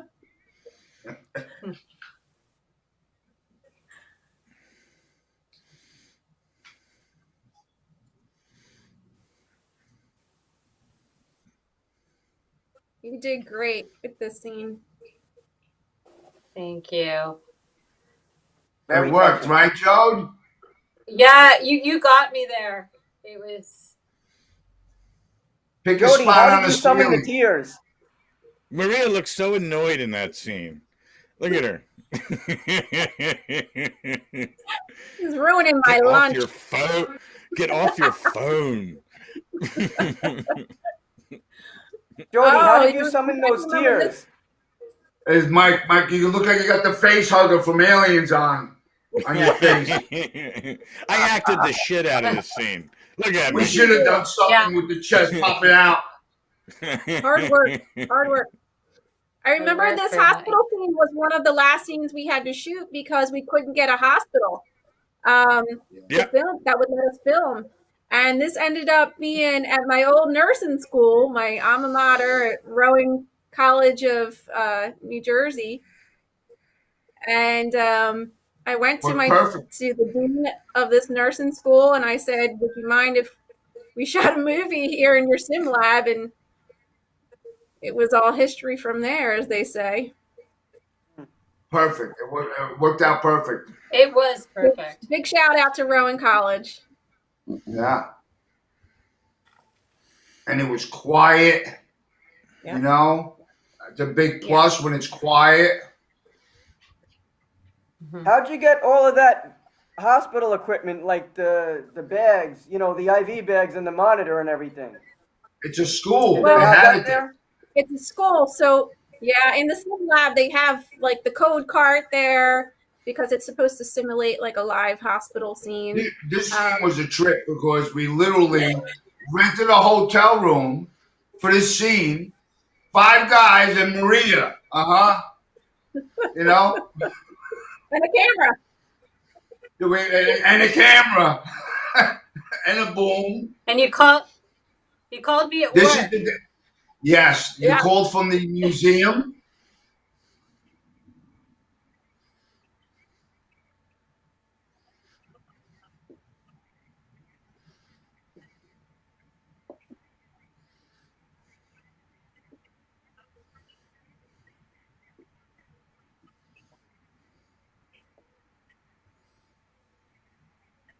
Now, Jody, wasn't this the day that somebody was at the museum? Yeah, Spielberg? Steven Spielberg was at the museum that day. Yeah, I remember. Because he was recording this. Wow. That's funny. Jody, next really time. Funny. It was, yeah. Jody, next time try to get Steven on the phone call with you, you know?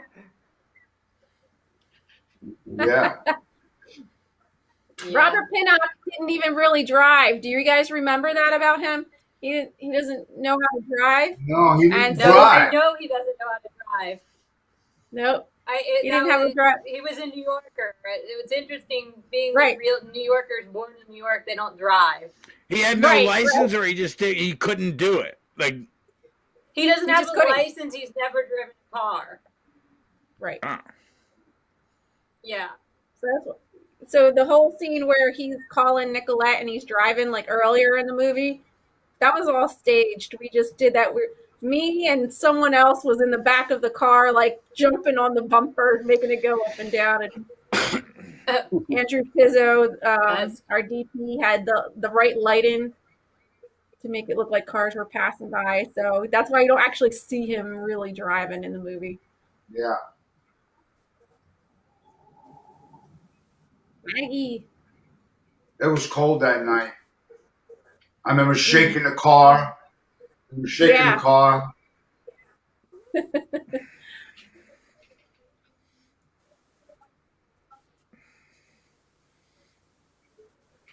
Maggie did a great job. Yes. Yeah, she did. She was so nervous about the lines that I gave her when she was calling them all the kinds of names, but she hit it on the nose.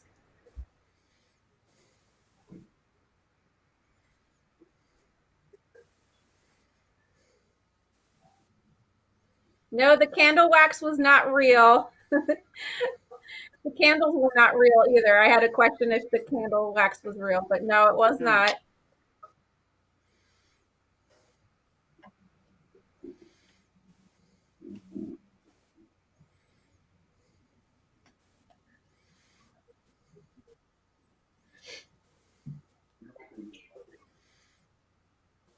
it was good makeup for a bruise. Yes. Really Natalie. Stuffing cotton balls? Are those cotton balls in your mouth or something, Mike? No, that's pure acting. Yeah. I acted the swelling. Who did the makeup that day? Was it Natalie? Natalie. Yeah, Natalie Now- did the makeup that day. Yeah, she did a great job.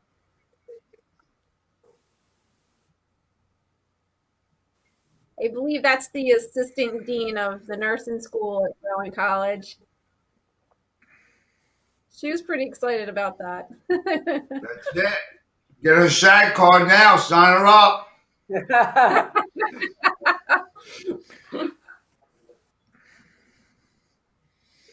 Yeah. I didn't get a sponge bath in this movie. 6 o'clock, Mr. Olkowski. Time for your sponge bath. I'll make sure I let them know for next time. SpongeBob is SpongeBob. SpongeBob and sponge bath is required.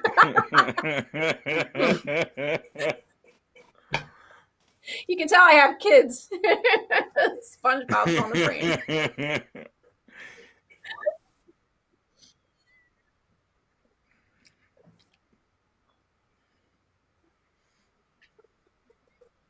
That's the coolest my house has ever been. Whose house was this? So clean. Mine. Maria's. There he is. Wait, Drew, do you remember we tried to put a blonde wig on your head that day? Back from the dead.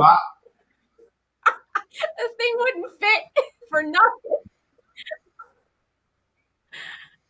There he is. Sammy Gallo. There he is. Sammy Gallo. Sammy the Ham Gallo. Sammy.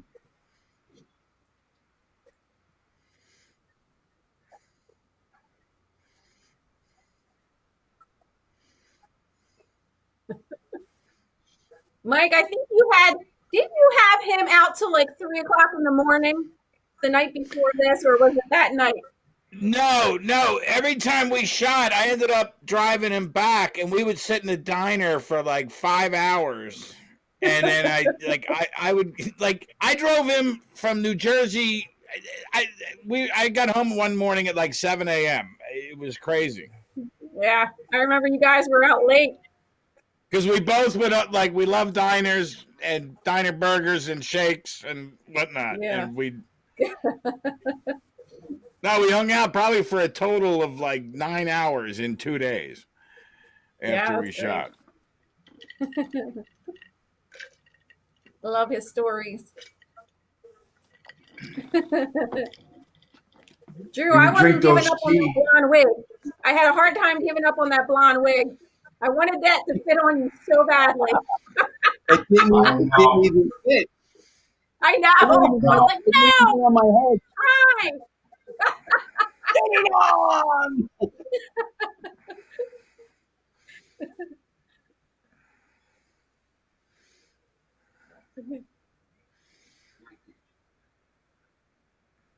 There she is.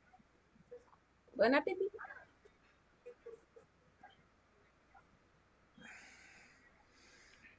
I know Pete had to step away from the screen, but in this scene, his gauges were never real. He had magnetic gauges on his ears, and for that particular scene, they were forgotten to be put on.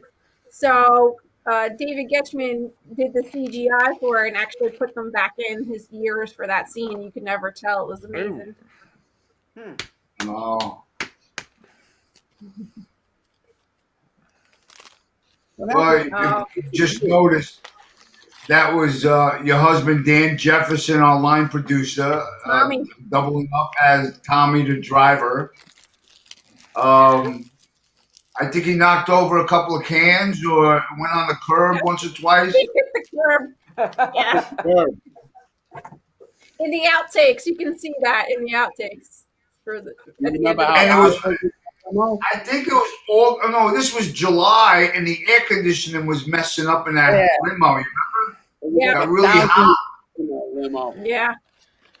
What's that, Drew? Yeah. Yeah. It was like Yeah. 1,000. It was never comfortable outside when we shot this. It was either cold or hot. Yeah. Right. This was one of my favorite scenes to shoot too. Yeah. With Marty playing the keyboard here. That was our double, who was a real guitar player. Chris.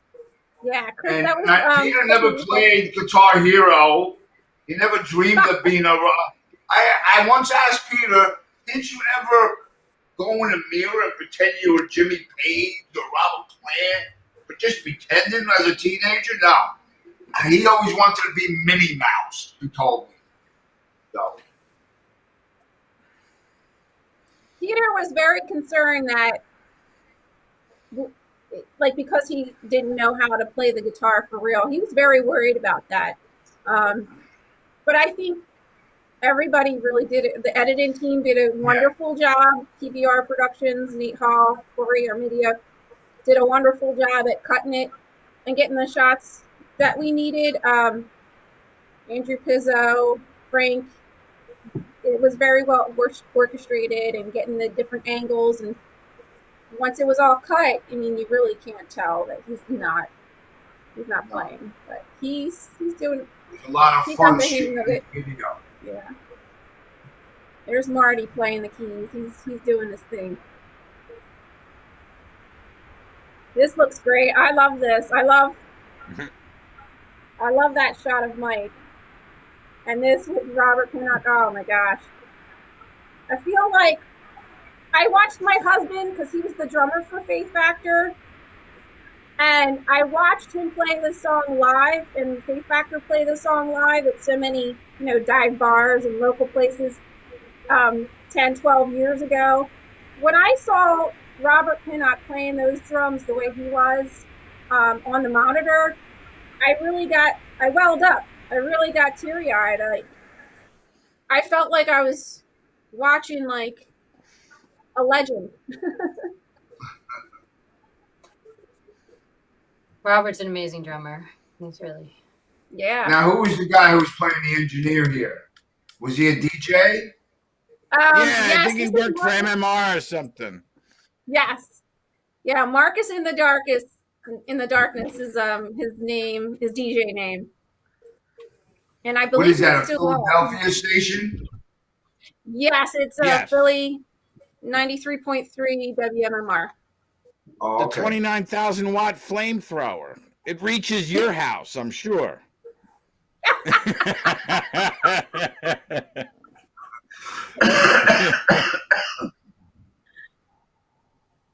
Drew, your head looks like it's hitting the ceiling in here. Almost.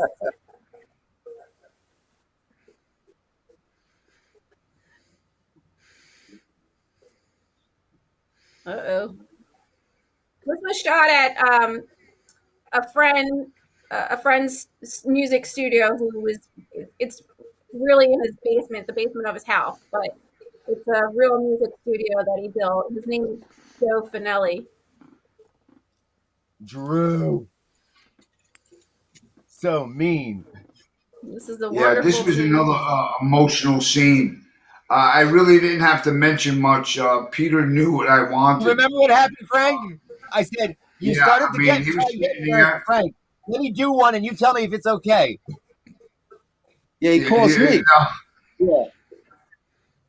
I just told him exactly how I wanted it to play back. And after a while, he was going there internally. And I think he told me, "Frank, would you just shut the F up and let me do it?" Yeah, and I remember that. It was a great performance.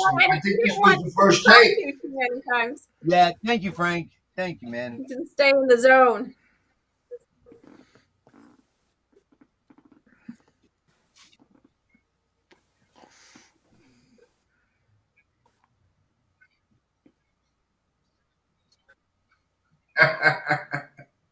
Who wrote that?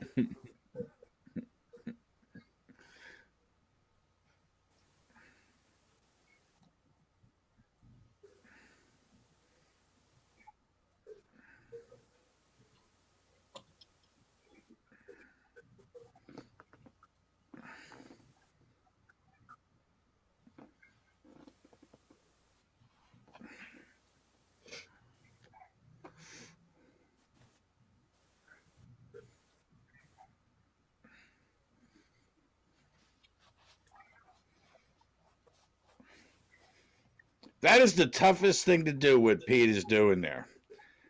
Mm-hmm. Thank you, man. Thank you, Mike.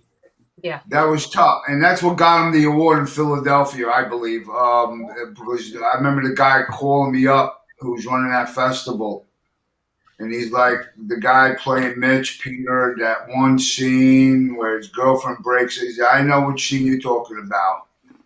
We really loved it. Blah blah blah. I says, good, give him the award then. And they did. But Mike, picture this. I'm doing a scene like that, similar, about my son dying for a show. And I do About it. what? And the director's like, oh, he's like, Pete, that was, oh my God, his tears were coming. And then the sound guy goes, boom in the shot. Yeah. You have to do it all again. And for some reason, the God. fact that it was like a mistake and the boom, it like gets you in your head. And that was it. I could not go back. I couldn't do Well, it. Pete, the same thing happened. I don't think you were on set on Not for Nothing. Tears came in that one scene in the bar. Oh, and now we're going to go to coverage. I thought they were in coverage. And then I had to...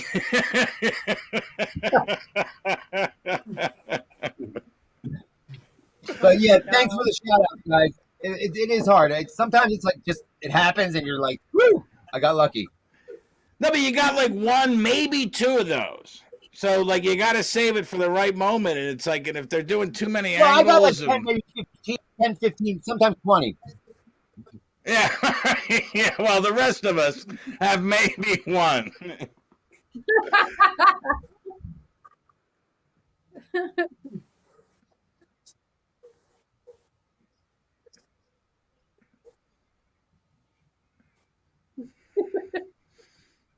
I think I underplayed this a little bit.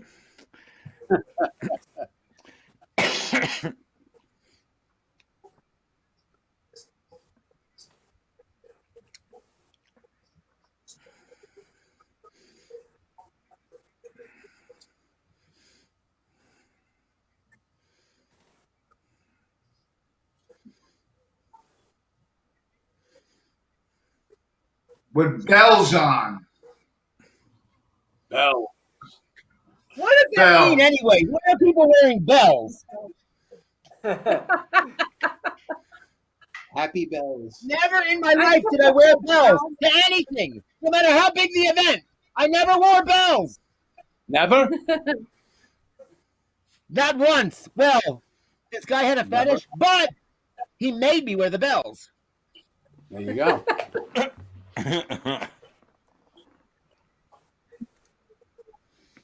And this was another scene like the one we just seen Peter do with Drew. His acting performance on this Drew was phenomenal. Thank you. I had a couple of ideas, but it worked out really, really good.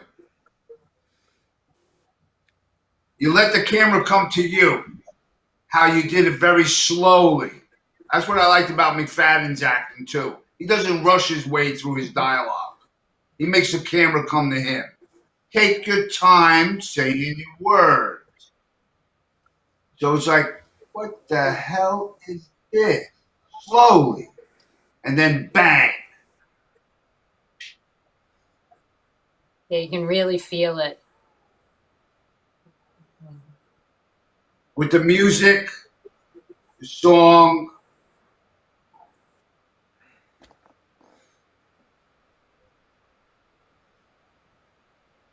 That's hard to watch, man. If you ever lost someone to a drug overdose, it's tough, dude.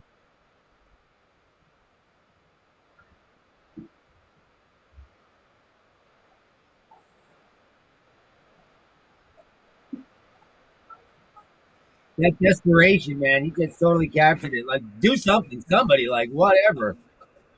It still gets me when I see that. Yeah. I remember reading the script. That's why I got away from the computer. I don't want to. I'm like emotional over that shit. You know, Maria, when you first gave me I think it was the third or fourth draft when you finally completed the script. And I read this scene towards the end of the script. I whatever you just seen, I pictured in my mind the first time I read it. Yeah. You know, I'm a big fan of the silent scream. You know, Rob Steiger, Al Capone on Al Pacino in Godfather 3 after they shoot his daughter. Yes. I mean, both Yeah. ways. Yeah. I just find it so much powerful. But that hearing the scream while looking at the drugs, that works too. I like that silent scream. I see it in a lot of films now Yeah. because your imagination runs wild with you when you're seeing somebody. You know, Absolutely. Christopher Mann's great in this one. Christopher Mann. Yep. It was a small part, but he played it well. Yeah. Well, I believe he was working on that film Lovin' with Ruth Negga, who was nominated for an Oscar at the time. He played her father. The same time he was working on your film. Yeah. I do remember that vaguely. This is a great scene here between Mike Starr and Tony Darrow. It was a fun day. So much fun. I'm glad we cast Tony. We became friends, you know. This was 4 years ago. I hear from him often. It's Valerie, one of my favorites. Yep, Valerie.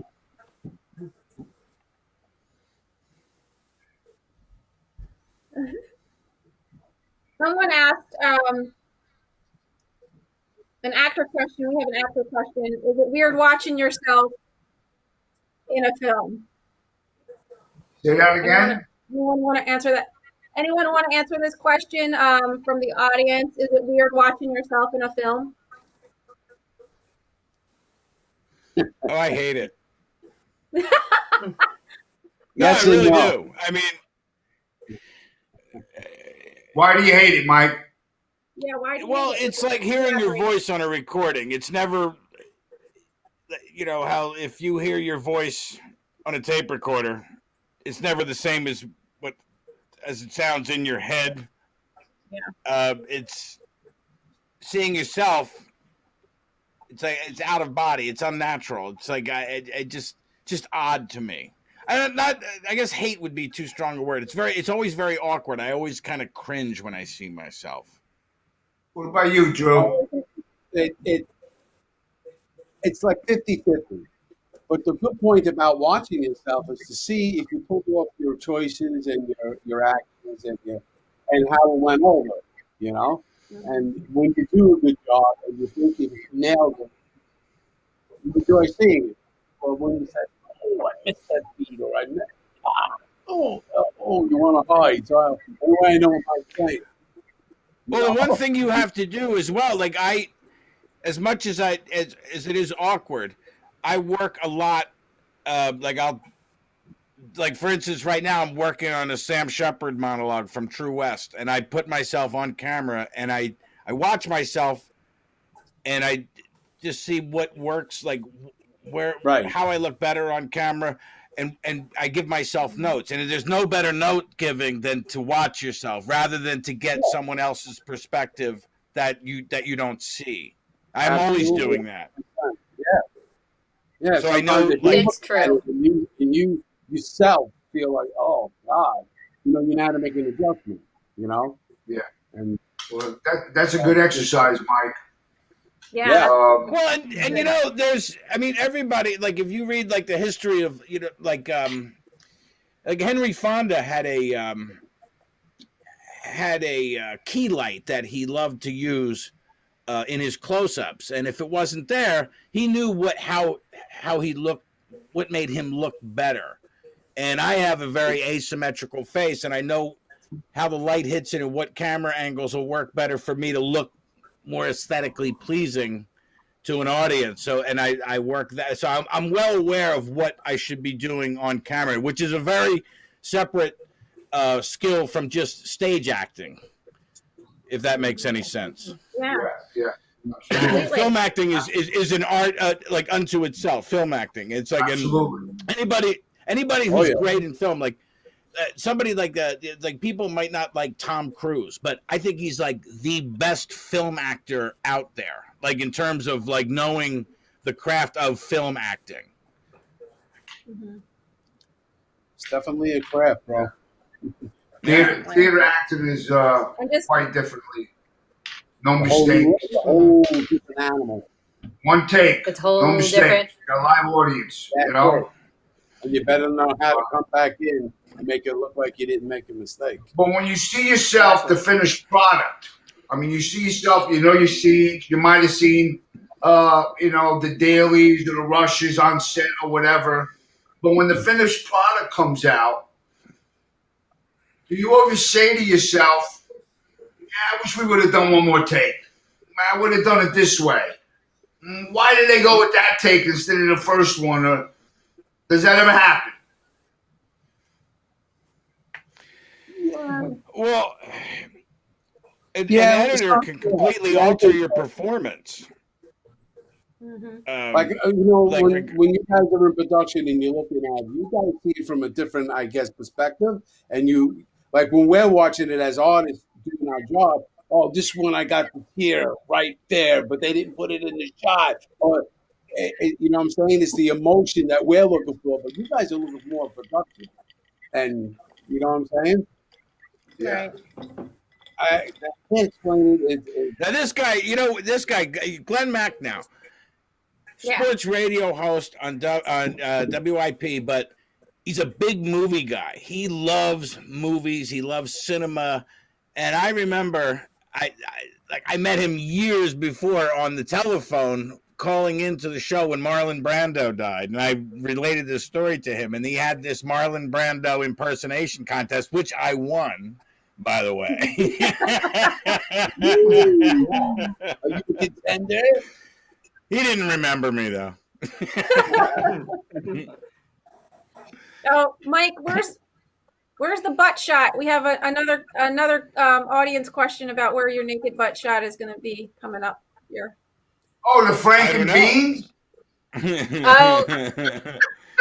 Did you remember that? Frank and Beans? They don't know about the Frank and Beans, Maria. They don't know about the Frank and Beans. You have to tell that story. Mike, you never heard about the Frank and Beans? He knows. No, you know. Of course he knows. He has to know. My Frank and Beans?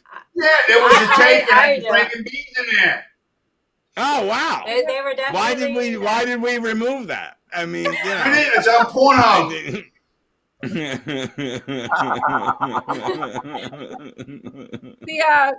The nude butt shot. There's another emotional scene too.